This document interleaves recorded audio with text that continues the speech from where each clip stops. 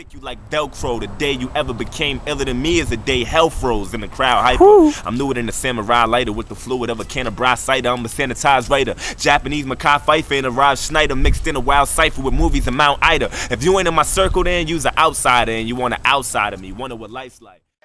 What up, it's your boy Ali and welcome to the channel.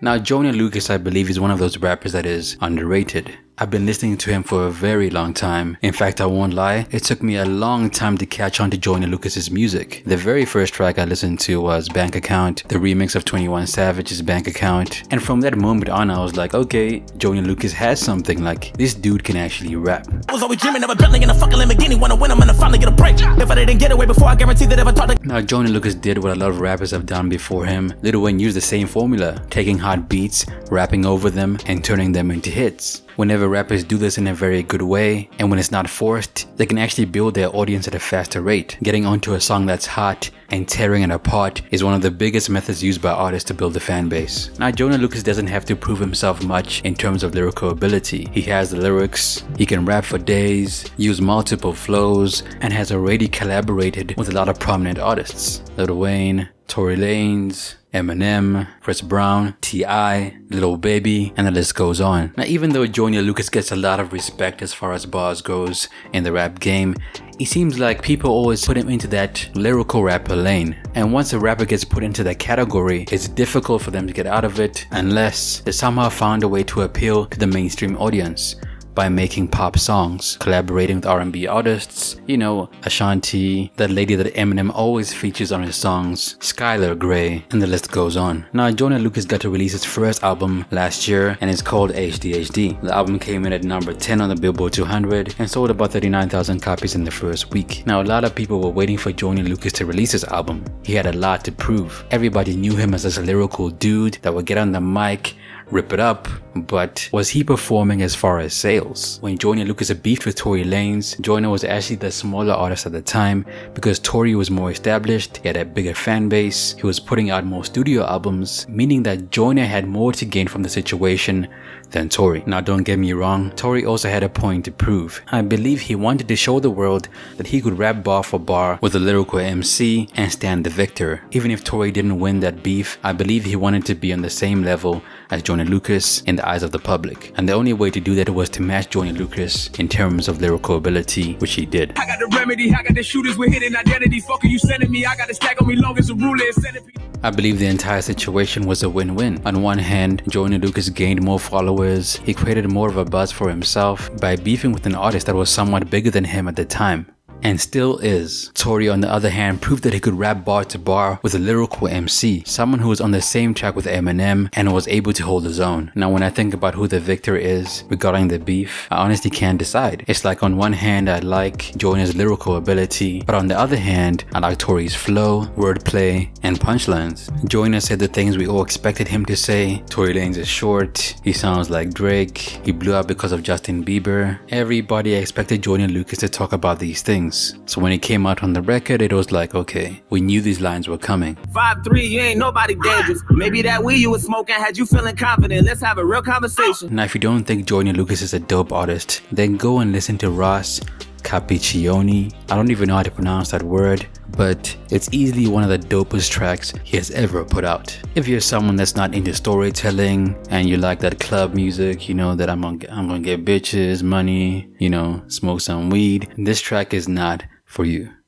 If you like introspective music, something that'll make you think, then this track, come on. The door and I tried to lock it, I couldn't. He ripped me right out my seat and then grabbed the side of his jeans and then... Now, when I heard this track, I knew that Joyner Lucas was a different type of MC. Whenever we put on the radio, we are bombarded with the same music, the same information, the same message. But how many rappers are able to tell a story in a very convincing way? How many rappers nowadays are able to tell a story with their lyrics instead of punching in and recording bar for bar? On one hand, it allows an artist to put out a lot of music in a short space of time, because if you're punching in, you're not really thinking about the lines that are coming out. You're not really trying to tell a story in a convincing way. You're just trying to complete the track quickly in order to move on to the next track, because the more tracks you put out, the more tracks you eventually make.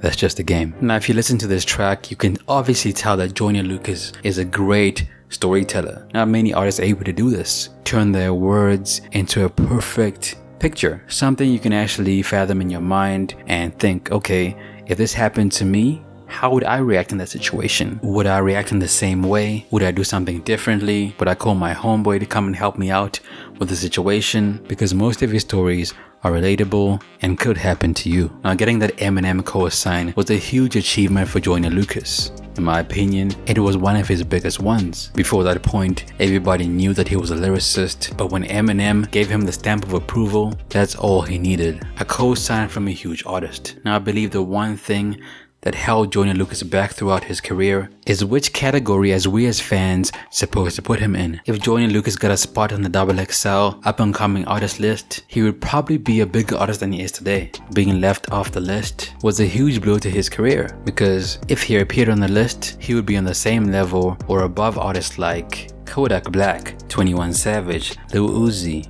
Lil Yachty. This was Joyner Lucas's competition. Now, if you think about it, everybody in that 2016 cypher did their thing and had matching energies. It's almost like they belonged in the same group together because they made the same type of music. I believe the only person that stood out was Denzel Curry. He was more lyrical than everybody else. However, I hate to say this, but in my opinion, he's not on the same level lyrically as Joyner Lucas. Now, if Joyner appeared in this cypher, he would have blown all of these artists out of the water. If Joyner was on this list, he would have destroyed them. But the powers that be had a different idea in mind. Now, is Joyner going to become a bigger artist than he is today? Is he going to put out an album that does real numbers? Or is he going to remain one of those artists that could have blown up to a higher level but did not? Now, when Lil Durk started rapping and started getting momentum, a lot of people thought that he would not be as big as he is today. When he first came out, he had that short hair, he was into that drill music, putting out hardcore raps over Chicago style beats. I can't do no show, cause I terrified my city.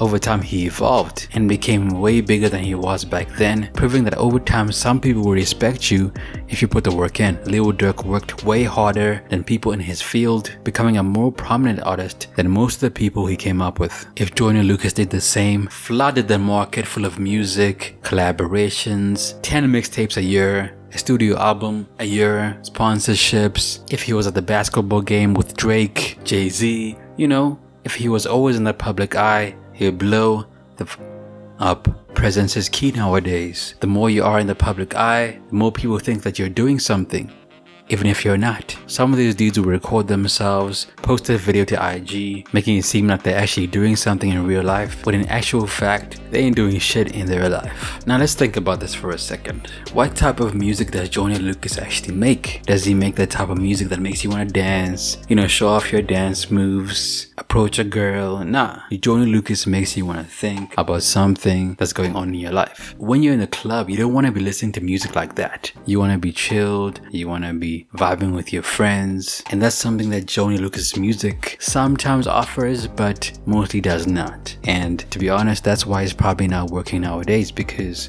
club music sells. And that's probably the reason why Joyner Lucas makes music with Chris Brown anyway, because Chris Brown has a huge demographic that goes to the clubs. They pay for his music, they stream it, some of them buy his music, but for the most part, Chris Brown's fans are very loyal and they're very outgoing, outspoken, so on and so forth. So when Joyner Lucas decides to collaborate with Chris Brown, it's done so because Joyner wants to tap into that market, because in essence, the money lies where the money lies. Now, like I said before, Joyner Lucas is one of those artists that's very underrated. Most people look at him and think, okay, he's got the bars, he might have the look, he might hop on some hot beats here and there, but where is his career going? Is Joyner Lucas going to be around 10 years from now? And if so, are people going to be checking for him? If you think about it, being a lyrical rapper nowadays is a detriment to a rapper's career nowadays, because the more you can rap, the less you will appear on radio stations,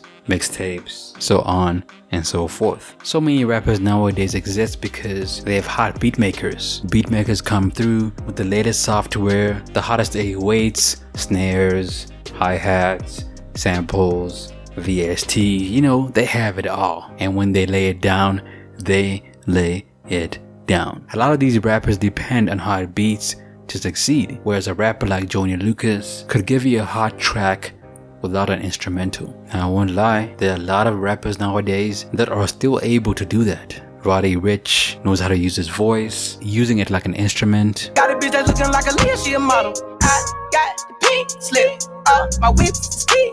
Lil Uzi, the Kid Leroy, and so on. Sometimes when you listen to music, you gotta be like, if this rapper did not have a beat behind him, would I be listening to him right now? Or would I be doing something else, you know, playing FIFA, watching TV, like just something else? Anything but listening to this person rap. Now in essence, Joyner Lucas is a very underrated artist and gets about 7 million monthly listeners on Spotify. He's doing well, you know, he's doing a lot better than most artists nowadays, which goes to show that sometimes lyrics pay off. Sometimes not following the trends and doing your own thing will result in a bigger payout.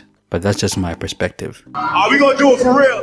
Let's turn up awesome. Let's do it. 1, 2, bring them up. Flash off, running a black door. Flash off, hands off. What is you back for? Catch up. Well, like you funny to me, none of you niggas have bought. You really coming for me, but you don't mean nothing to me. And I come with the shit that I make you think about to me. When they come along with me, and pretty get a pop and then I get a different name. Some shit from niggas who never niggas go to bed at the oven. I go to sleep with the devil. Knowing I'm next to your mother and you ain't telling me nothing. I mean, I'm very disgusted. I mean, I'm ready to bust it and put an end in your fucking and what's what. How many CDs, you know what chunk? Every chunk and every single nigga that's up. What the fuck, nigga? That's it for me, man. It's your boy Ali. Is Joyner Lucas underrated? In your opinion, let me know down below. See you in the next video. Till next time, peace.